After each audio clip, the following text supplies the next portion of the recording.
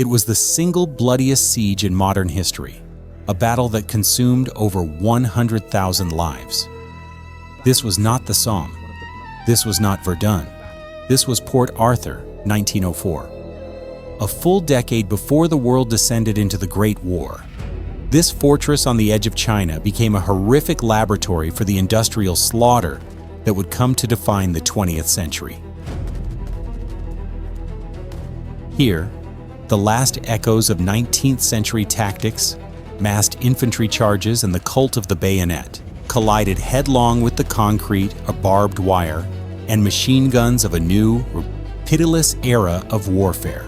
The world saw it as a stunning victory for a rising Japan against a European giant. But the official stories, the tales of peerless Bushido spirit, concealed a brutal truth. The victory at Port Arthur was not the triumph it appeared to be. It was a terrifying preview of a new kind of hell, bought with a currency of blood so high it nearly bankrupted the victor. To understand the First World War, you must first understand this siege. And you must watch until the end to discover the devastating secret that lay buried with the men in its trenches. It is August 19th, 1904. A sea of Japanese infantry, a tens of thousands strong, prepares for a general assault. Their commander, General Nogi, is a man of the 19th century, a warrior forged in the samurai traditions of the old shogunate. He trusts in the Nikudan Kogekyo, the human bullet attack. He believes the superior martial spirit of his men, their Yamato Damashii, can overcome any physical barrier. This is his fatal mistake. The barrier they face is not a medieval wall. It is the dawn of industrial war. H. The order is given, bugles sound, and the waves of infantry surge forward, bayonets fixed, moving at a run toward the Russian redoubts. And then, the 20th century answers to us. From concrete reinforced bunkers, the Russian Maxim guns open up. It is a sound the Japanese have never truly comprehended. Not a rattle of individual shots, but a sustained, mechanical roar that scythes through the air. Men in the SAS front ranks don't just fall. They are physically shredded, dissolving into red mist. The following ranks stumble over them, only to be cut down in turn. They reach the first obstacle, a dense web of barbed wire, staked deep into the earth. As soldiers try to cut their way through, they become hopelessly entangled, easy targets for the machine guns and rapid-firing artillery. But the Russians had added a new, invisible horror. Parts of the wire were electrified, fed by the fortress's generators. Men are vaporized in bright blue flashes, their bodies left smoking on the wire, a gruesome warning to those behind them. The assault, planned as a decisive spiritual victory, grinds to a halt in a matter of hours. It is a slaughterhouse. The slopes of the fortress are slick with blood and piled high with the dead. The human wave has broken against a wall of steel, a wire, and electricity. How did it come to this? How did Japan, a nation that prided itself on meticulous planning, find itself trapped in this futile, bloody nightmare? To understand the trap, we must first understand the mind of the men who set it, and the desperate clock they were racing against. The siege of Port Arthur was not a chess match. It was a demolition job run by a crew that was about to be crushed by a collapsing building. The building was the entire Russian Empire. The demolition was the destruction of its Pacific fleet, and the collapse was the imminent arrival of Russia's Baltic fleet, sailing 18,000 nautical miles from Europe to annihilate the Japanese Navy and sever Japan's lifeline to the continent. The entire Russo-Japanese War, Japan's gamble for survival as an imperial power, hinged on this single, desperate race against time. Time 1.5's Rand. When we analyze the strategic situation, the logic becomes brutally clear. The war began in February 1904 with a daring Japanese torpedo attack that crippled the Russian Pacific Fleet and bottled it up inside Port Arthur's harbor. But crippled was not destroyed. As long as that fleet existed, even at anchor, it posed a mortal threat. Admiral Togo's navy could blockade the port, but he could not sail in to finish the job. He would be torn apart by the fortress's massive 10-inch coastal guns. The fleet was safe, nestled behind one of the most formidable defensive networks on Earth. This is where the Japanese master plan took shape, a two-pronged strategy dictated by absolute necessity. The Navy would hold the blockade, a cork in the bottle. The Army, specifically the Third Army under General Nogi, was tasked with capturing the fortress from the landward side. This was the only way. But the initial assaults, like the one we saw in August, were based on a catastrophic miscalculation. Believing the fortress's landward side was weaker, and driven by the urgent need for a quick victory, Nogi threw his men against its main defense line. He was wrong.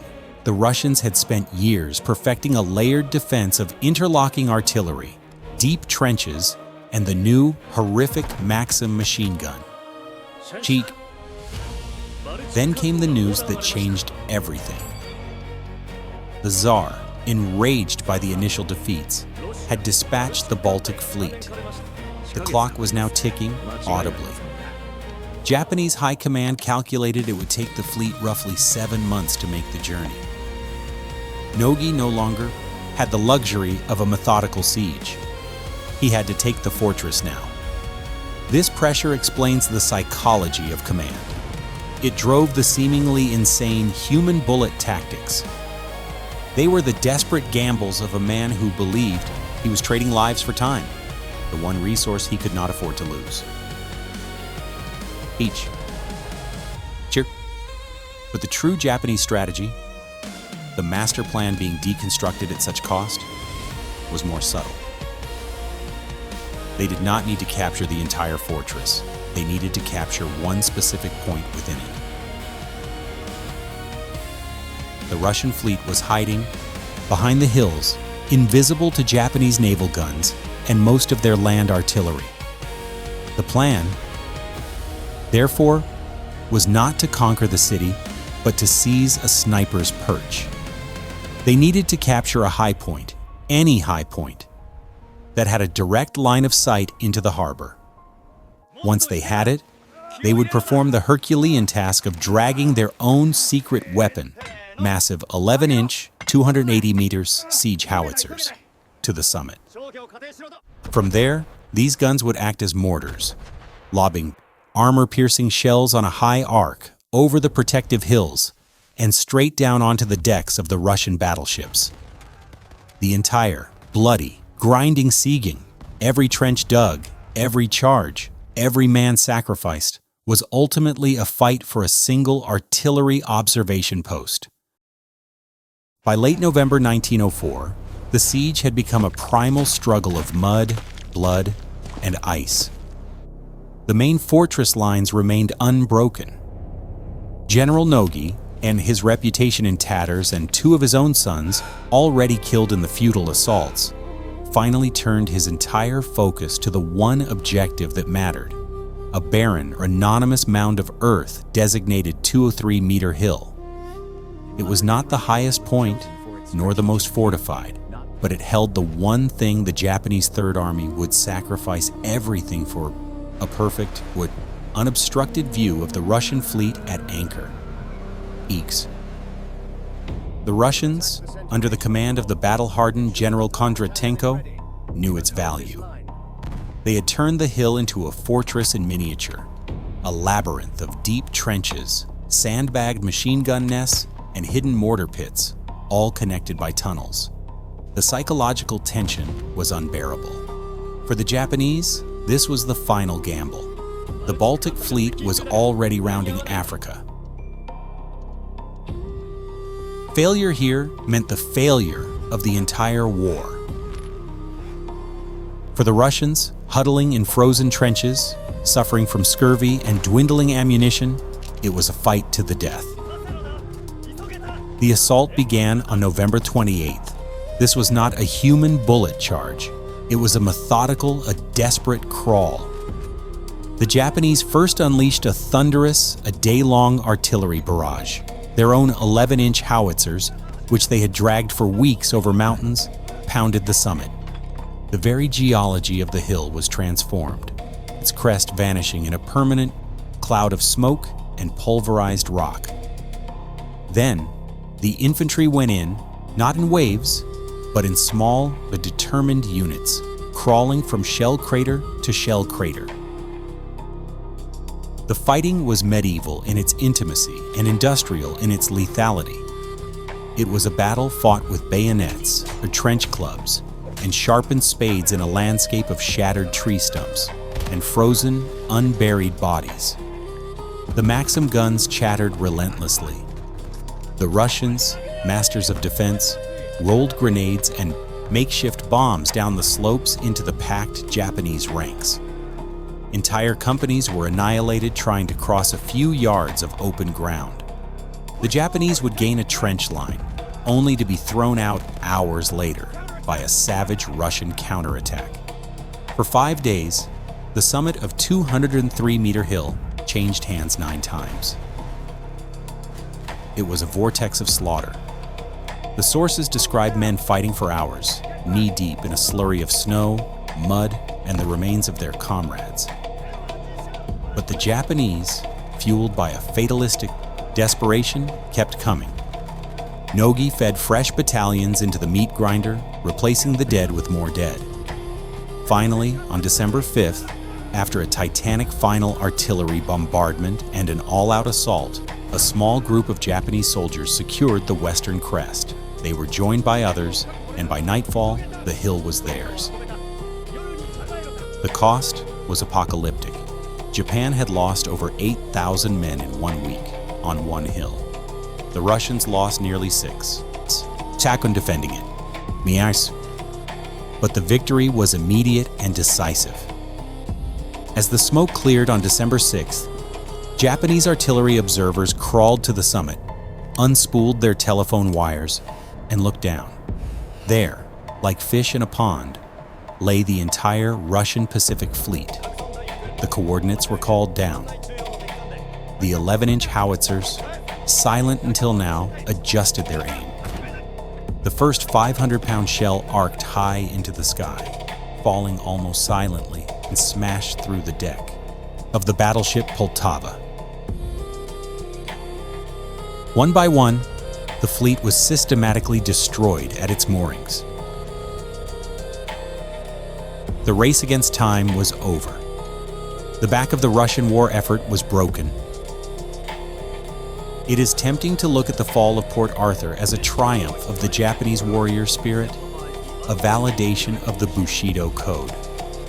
This is the great myth of the siege, a narrative of heroic sacrifice that was carefully cultivated for propaganda. But when we analyze the cold, hard data, the sources tell a very different story. The human bullet attacks, which cost General Nogi tens of thousands of lives, were not a strategy. They were a horrific miscalculation. The victory was not won by the bayonet, but by the 11-inch siege, howitzer dot. The decisive factor was not spiritual superiority, but the eventual, desperate triumph of industrial age artillery over 19th century tactics. The psychological pressure on General Nogi Muresuke was immense. He was a man of the old world, a samurai at heart, who saw the frontal assault as a test of will. He fundamentally misunderstood the weapons arrayed against him. The Maxim gun was not just another weapon. It was a force of nature that rendered courage irrelevant. For months, Nogi hurled his men against this wall of steel, driven by the ticking clock of the Baltic Fleet. He was desperate, and his desperation was compounded by a personal sense of honor that demanded a direct, and therefore bloody, solution. The sources show that it was only after his repeated, catastrophic failures and the quiet, forceful intervention of his chief of staff, General Kodama Gentarov, that the strategy shifted. The focus was forced away from capturing the main fortress and onto the true objective, 203-meter hill Tien-Sans. This one was the real strategic deconstruction. The battle was won not by Nogi's initial plan, but by its abandonment. The decisive factors were twofold. First, the Russian defense, which was a terrifyingly modern blueprint of trenches or barbed wire and interlocking machine gun fire, the very formula that would dominate the Western Front. And second, Japan's own technological trump card, the massive 280mm howitzers. These guns, once given a line of sight by the observers on 203 Hill, were the only tools capable of bypassing the fortress walls and executing the actual missions, the destruction of the fleet. The infantry sacrifices did not win the siege. They only won the piece of land that allowed the artillery to win it. Port Arthur was not Japan's finest hour. It was its bloodiest lesson. The fall of Port Arthur sent a shockwave across the globe. It was the first time in modern history that a non-European power had defeated a European one, and it signaled the emergence of Japan as a world-class military force. Yet the victory's most profound lesson was almost universally ignored. European and American military observers, embedded with both armies, filed their reports. They wrote dutifully of the machine guns, the trenches, the barbed wire, and the devastating power of heavy, high-angle artillery. But in the halls of power in Berlin, Paris, and London, the reports were dismissed. The consensus was that this was a peculiar Asiatic conflict. The suicidal bravery of the Japanese, it was argued, was a cultural anomaly. The incompetence of the Russian command was the real reason for the defeat. They saw the events, but they refused to see the future. And so, the blueprint for the First World War was filed away. A mere decade later, the young officers who had scoffed at the primitive trench digging at Port Arthur would be commanding their own men to go over the top at the Somme, sending them into the same mechanical, industrialized slaughter. The 100,000 lives lost at Port Arthur were a dress rehearsal, or a horrific prophecy that went unheeded.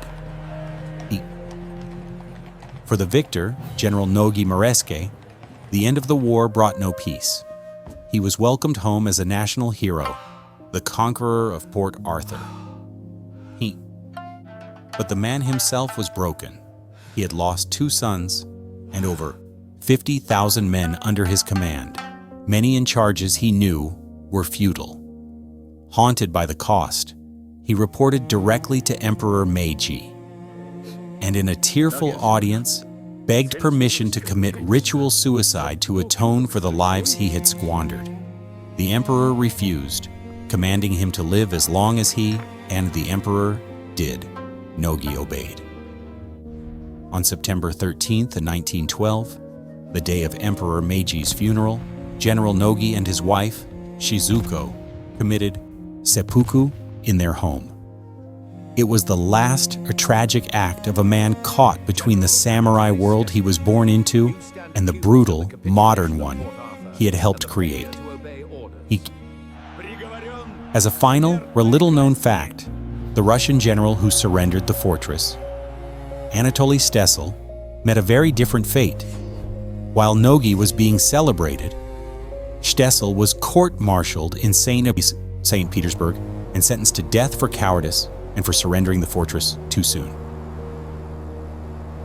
Though his sentence was later commuted, it stands in stark contrast to the tragic, honorable exit of his opponent. The trenches of Port Arthur dug in the frozen mud of Manchuria, were a scar on the face of the earth. But they were also a map to a future of industrial war that Europe, in its arrogance, would have to learn all over again at the cost of millions.